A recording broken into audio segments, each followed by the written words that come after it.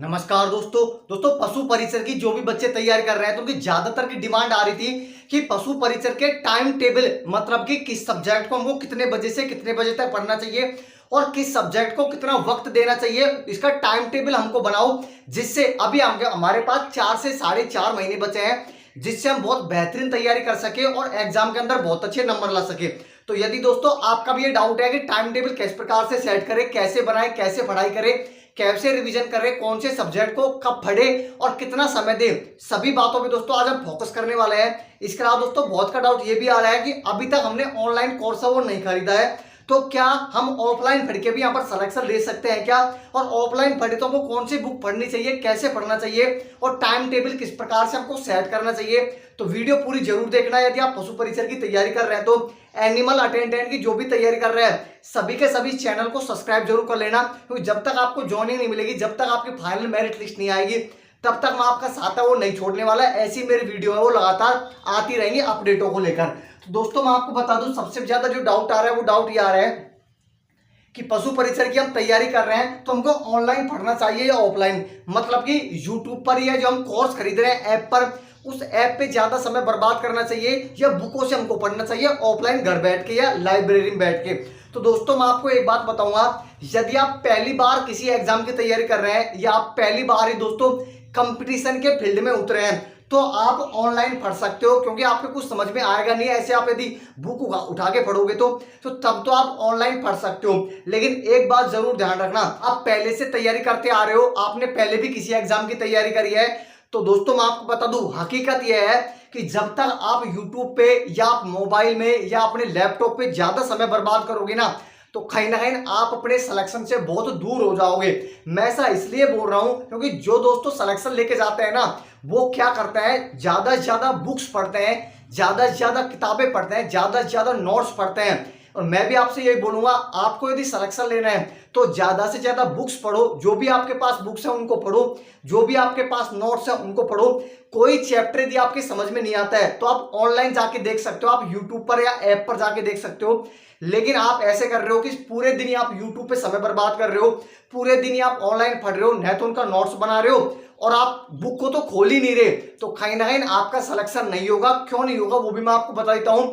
इसलिए नहीं होगा दोस्तों क्योंकि आप ऑनलाइन पढ़ रहे हो ना, उस समय तो आपके याद हो रहे हैं, लेकिन जब आपकी एग्जाम लगेगी ना लास्ट में तब आप रिवीजन कहां से करोगे। और दोस्तों एक बात जरूर ध्यान रखना, सिलेक्शन के लिए ऑनलाइन पढ़ना इतना जरूरी नहीं है जितना जरूरी है रिवीजन करना। जो भी आपने पढ़ा है उसका अंतिम समय में रिवीजन करके जाना। अब आप कितना भी पढ़ लो लेकिन आप यदि अंतिम समय में आप रिवीजन नहीं कर सकते हो तो जो भी आप पढ़ रहे हो ना सब पे पानी फिर जाएगा। इसलिए मैं बोल रहा हूं जितना आप समय बर्बाद कर रहे हो ऑनलाइन पढ़कर, जितना आप समय बर्बाद कर रहे हो मोबाइल में यूट्यूब पर या आप ऐप पे, या आपकी सबसे बड़ी गलती होगी। आपको क्या करना है, जो टॉपिक आपको समझ में नहीं आ रहा वही ऑनलाइन देखना है। इसके अलावा जो भी आपके पास बुक्स है, जो भी आपके पास नोट्स है, कोशिश करनी है कि वो टॉपिक को बुक से हम क्लियर करें जिससे जल्दी भी समझ में आएगा और सीधे खोपड़ी के अंदर बैठाएगा। दूसरे नंबर पे ज्यादातर का डाउट आ रहा है कि अभी तक हमने किसी प्रकार का ऑनलाइन कोर्स है वो नहीं खरीदा तो हमको क्या ऑनलाइन कोर्स खरीदना चाहिए। तो दोस्तों मैं आपसे हमेशा एक ही बात बोलता हूं, यदि आपके पास बुक्स है और सब कुछ आपके बुक के अंदर से समझ में आ रहा है तो ऑनलाइन कोर्स खरीदने की कतई जरूरत नहीं है। आप बुक्स से भी सिलेक्शन है वो ले सकते हैं। लेकिन आप अभी नए फील्ड में उतरे, आपको कुछ पता ही नहीं है, अभी आपको यही पता नहीं है कछुआ वंश कहाँ का था, गुहिल वंश कहाँ का था, राजस्थान के मुख्यमंत्री कौन है, कुछ भी आपको नहीं आता, तो फिर आप दोस्तों तो कोर्स का या आप ऑनलाइन कोर्स का या फिर कोचिंग का सहारा ले सकते हैं। लेकिन आप पुराने हो, आप बहुत दिन से तैयारी कर रहे हैं तो कोर्स खरीदने की जरूरत नहीं है। अब आपका जो काम है वो काम यह है कि जो भी सिलेबस आपका दे रखा है, जो भी सिलेबस में टॉपिक दे रखा है उन टॉपिक को बुक्स से, नोट्स से क्लियर करना।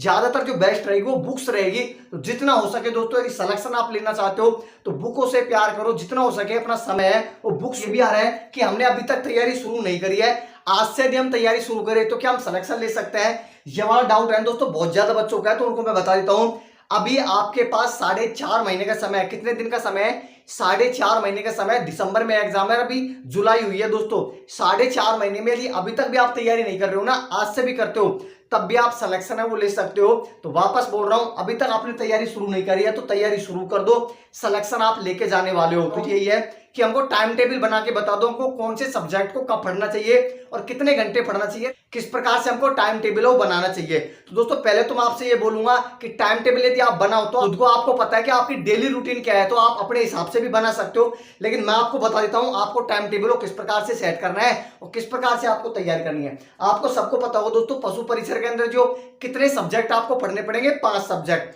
जिसमें दोस्तों जो करंट अफेयर्स है अभी आपको वो नहीं पढ़नी है। आपको जो करंट अफेयर्स है वो सितंबर अक्टूबर के महीने में पढ़नी है। यदि अभी पढ़ोगे ना तो आप अपना समय बर्बाद कर रहे हो, क्योंकि करंट अफेयर्स है वो बाद में पढ़ने का काम है, तो बाद में आप पढ़ सकते हो। 6 से 7 महीने की पढ़ लेते हो तो बहुत है करंट अफेयर्स के अंदर।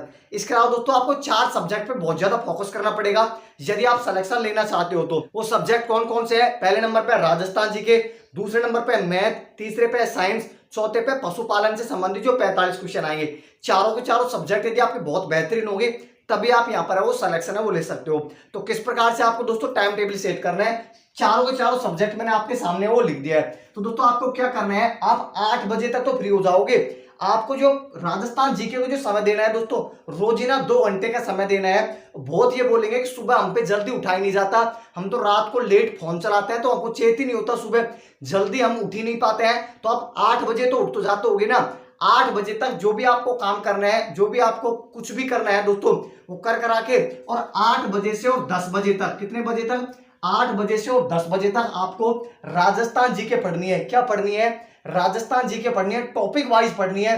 जिस प्रकार से एक टॉपिक आपका क्लियर हो तो अगला टॉपिक पे आप जाना, जब तक वो टॉपिक क्लियर नहीं हो ना तब तक आगे मत बढ़ना। तो 8 बजे से 10 बजे तक आपको राजस्थान जीके पढ़नी है। भाई 8 बजे तो सबको चेत हो जाता है। अब ऐसे तो नहीं हो आप राक्षस हो कि आप 12-12 बजे तक उठ रहे हो। यदि आप 12-12 बजे तक उठ रहे हो तो भाई सिलेक्शन की आस छोड़ देना, ठीक है। 8 बजे से 10 बजे तक आपको राजस्थान जीके पढ़नी पड़ेगी।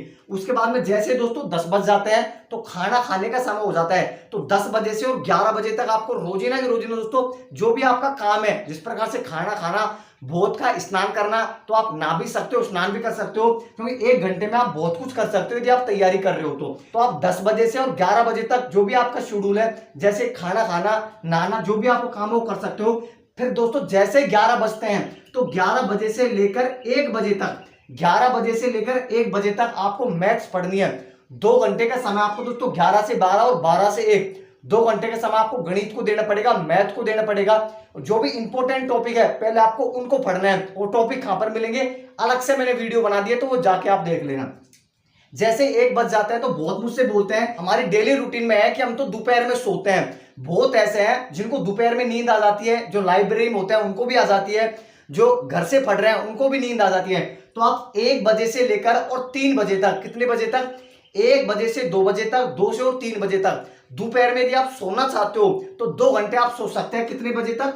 3 बजे तक दोस्तों। 1 से 2 और 2 से 3, जिनको भी सोना है वो सो सकता है। और जिनको दोस्तों चिंता है कि मुझे तो सिलेक्शन लेना है, उनको सोना नहीं है, उनको तो पढ़ना है, लेकिन मैं सबका साथ लेके चल रहा हूं, जो सोने वाले हैं उनको भी बता रहा हूं किस प्रकार से आपको टाइम मैनेज करना है। उसके बाद में जैसे दोस्तों 3 बज जाएंगे आपको खड़ा होना है मुंह धो के, और 3 बजे से लेकर 5 बजे तक, कितने बजे तक?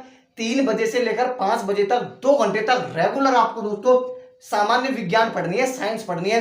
वही टॉपिक वाइज आपको साइंस पढ़नी है, ठीक है, 2 घंटा। जैसे 5 बज जाते हैं, 5 बजे से लेकर और 6:30 बजे तक दोस्तों, 5 बजे से लेकर और 6:30 बजे तक आपको पशुपालन से संबंधित जो टॉपिक है 25 से 30 जो भी इंपॉर्टेंट टॉपिक है वो सभी को आपको बुक से पढ़ना है 1.5 घंटे। यदि आप रोज ना 1.5 घंटे दोगे ना, तो छोटे छोटे टॉपिक है पशुपालन के, तो 1.5 घंटे में आपके एग्जाम तक बहुत बेहतरीन हो जाएगी पशुपालन। तो आपको 5 बजे से और 6:30 बजे तक पशुपालन पढ़ना है। अब दोस्तों जैसे ही आप शाम हो जाती है, 6:30 बज जाते हैं, उसके बाद में जो भी आपको काम करना हो आप काम कर सकते हो, जो भी आपको करना है वो कर सकते हो, मोबाइल चलाना, जो भी आपका डेली रूटीन है वो आप कर सकते हो। उसके बाद में खाना खा लेना। जब दोस्तों सोने का समय हो, बहुत बच्चे होते हैं वो 10 बजे सोने का सोचते हैं, बहुत 9 बजे सोने की सोचते हैं, तो रात को दोस्तों आपको 2 घंटे, ध्यान से सुन लेना, रात को आपको 2 घंटे अपने हिसाब से लगा लेना, 9 से 10, 10 से 11, 2 घंटे आपको जो भी आपने दोस्तों ये पढ़ा है, जो भी आपने ये पढ़ा है ना पूरे दिन के अंदर, उन सभी का रिवीजन करना है।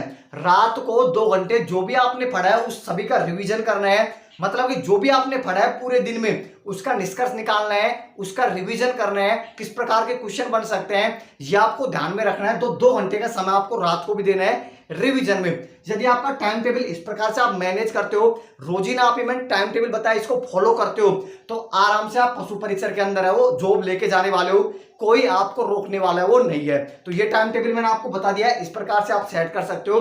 और वापस बोल रहा हूं दोस्तों, राजस्थान के अंदर ऐसी भर्ती बार बार नहीं आएगी। पहली बार दोस्तों ऐसी भर्ती आई है जिसमें सीट ही नहीं है, सिर्फ एक पेपर है, वेतन भी अच्छा खासा है, वर्कलोड भी ज्यादा नहीं है। तो आप इसकी तैयारी में लग जाओ यदि आप सिलेक्शन लेना चाहते हो तो आज की वीडियो आपको कैसे लगी कमेंट करके बताना। चैनल पे आप पहली बार हो तो सब्सक्राइब करके वीडियो को लाइक कर देना, और जो भी आपके दोस्तों के साथ इसे शेयर जरूर कर देना। धन्यवाद दोस्तों वीडियो देखने के लिए।